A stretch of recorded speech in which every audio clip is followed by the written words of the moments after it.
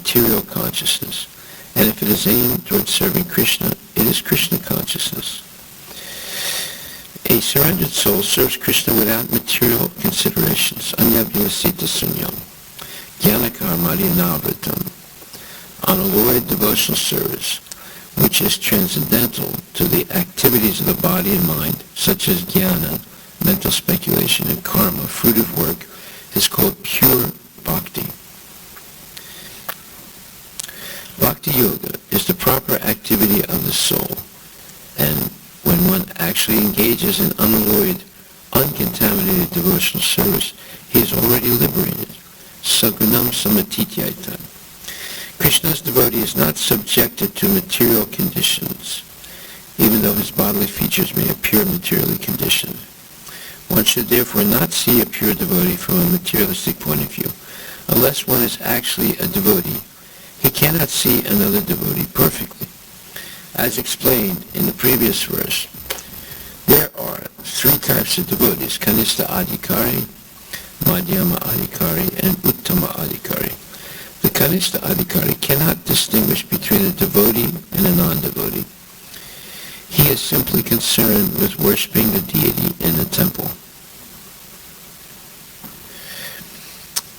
A Madhyama Adhikari, however, can distinguish between a devotee and non-devotee, as well as between the devotee and the Lord.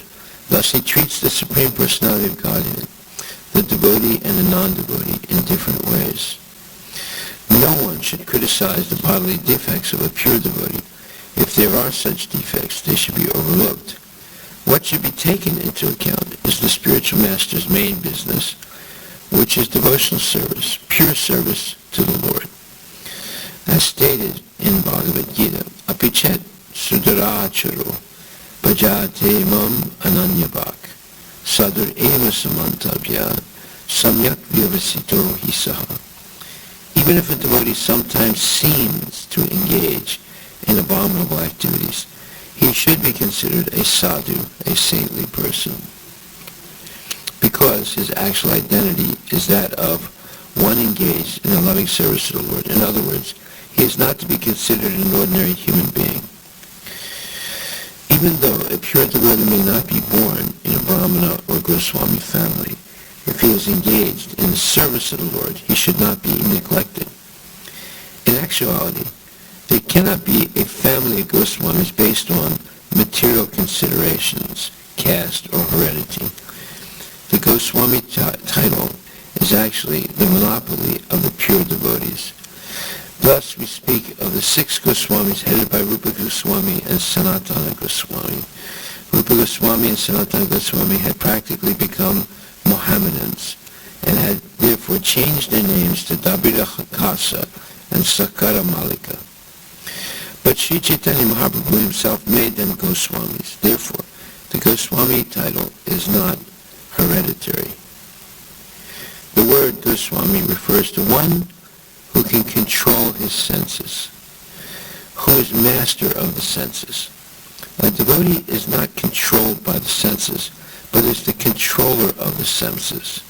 Consequently, he should be called Swami or Goswami, even though he may not be born in a Goswami family.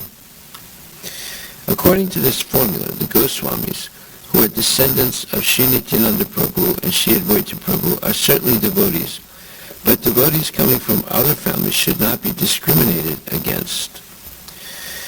Indeed, whether the devotees come from a family of previous acharyas or from an ordinary family, they should be treated equally. One should not think, oh, here is an American Goswami, and discriminate